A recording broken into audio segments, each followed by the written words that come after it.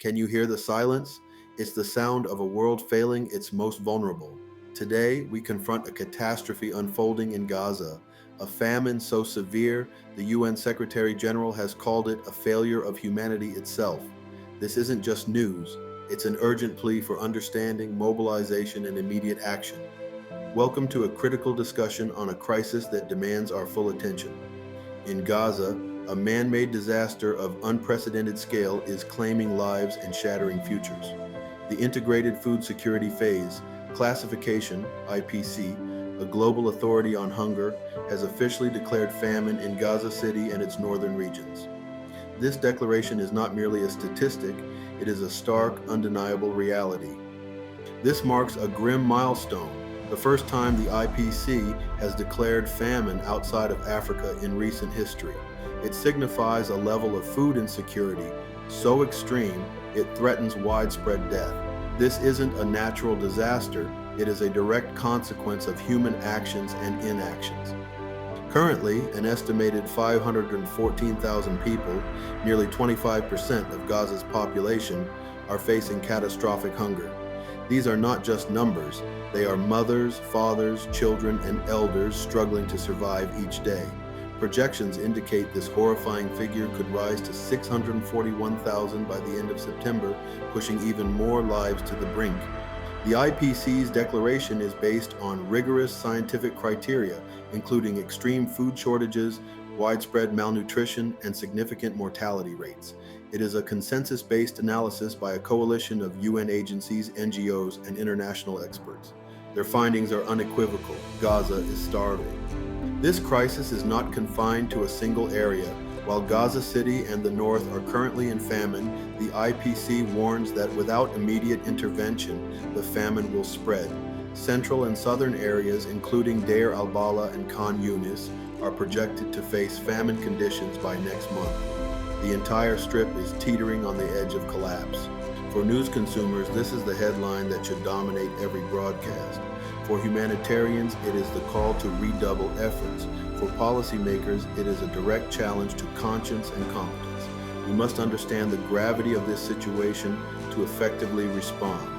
UN Secretary General Antonio Guterres has not minced words. He condemned the famine as a man-made disaster, a moral indictment, and a failure of humanity itself. These are not diplomatic niceties.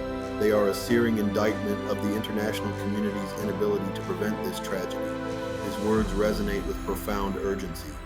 Guterres' statement underscores a critical truth. This famine is preventable.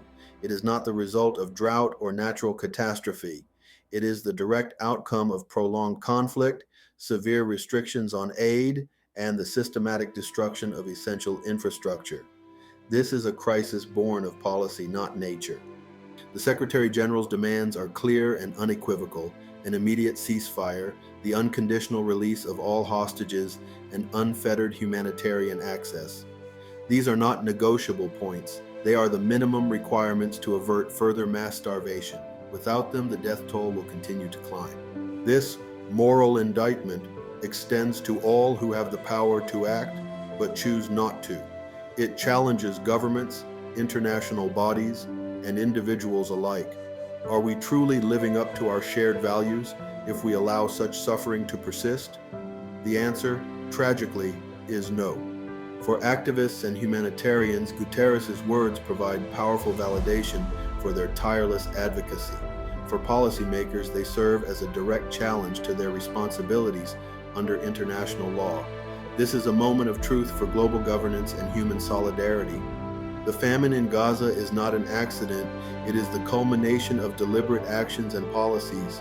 Reports from numerous humanitarian organizations and UN bodies consistently point to prolonged aid restrictions, blockade policies, and the widespread destruction of food infrastructure as primary causes. These are the mechanisms driving starvation. Experts and UN rights officials have warned that these conditions could amount to war crimes. The deliberate deprivation of food as a weapon of war is a grave violation of international humanitarian law. The evidence is mounting, and the world is watching. Israel, while rejecting the famine designation as biased, asserts that the IPC ignored recent aid deliveries. However, humanitarian organizations on the ground report that aid flows remain woefully insufficient and inconsistent. The scale of need far outstrips the aid reaching those in desperate need. The blockade, in place for years, has systematically weakened Gaza's economy and infrastructure. The current conflict has exacerbated this, destroying farms, bakeries, water systems, and supply routes. This isn't just about lack of food, it's about the systematic dismantling of the ability to produce, distribute, and access food. Humanitarian groups and foreign leaders are ramping up pressure, calling the crisis a moral outrage and demanding immediate, unhindered aid flows. The international community's response has been fragmented and insufficient. More must be done, and quickly. For news consumers, understanding these causes is crucial to moving beyond simplistic narratives. For policymakers, it demands accountability and a reevaluation of current strategies. For activists, it provides clear targets for advocacy and pressure. This is a complex web of responsibility, but the outcome is tragically simple: starvation. Behind every statistic of famine is a human being, a family, a life irrevocably altered. This famine is already devastating families across Gaza, leaving an indelible mark of suffering. The human toll is immeasurable, and it is growing by the hour. Malnutrition among children is rampant, reaching alarming levels. Many are physically too weak to move, to play, or even to queue for the meager food available. Their small bodies are wasting away, their futures stolen by hunger. The long-term health and developmental impacts will be catastrophic. Pregnant and breastfeeding women are also severely impacted, facing extreme nutritional deficiencies that endanger both their lives and the lives of their unborn or nursing children. Thousands require urgent, specialized support that is simply not available. Their vulnerability is profound. The desperation is palpable. Families are resorting to extreme measures to find food, often risking their lives. Stories emerge of people eating animal feed, foraging for scraps, or going days without a single meal. This is not survival, it is a slow, agonizing death. If a ceasefire and humanitarian access aren't granted immediately, the famine is projected to spread to central and southern areas, including Deir al-Balah and Khan Yunis, by next month. This means millions more will face the same horrific fate. The window for intervention is rapidly closing. For the general public, these are the stories that must pierce through indifference. For humanitarians, these are the lives they are fighting to save. For policymakers, these are the consequences of their decisions. We cannot look away from the faces of desperation. This is not a distant tragedy. It is unfolding in Gaza today, right before our eyes. People are starving, children are dying, and those with the power to act are failing. This is a moment that will define our generation's commitment to humanity. We must amplify calls for humanitarian corridors, safe, unimpeded routes for aid to reach every person in need. This is not a request, it is a fundamental requirement of international law. Aid must flow freely and consistently, without political obstruction.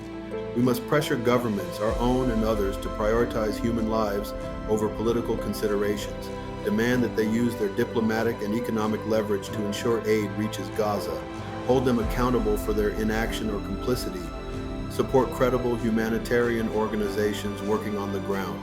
Your donations, no matter how small, can provide life-saving food, water, and medical supplies. Research and contribute to organizations with proven track records in emergency response.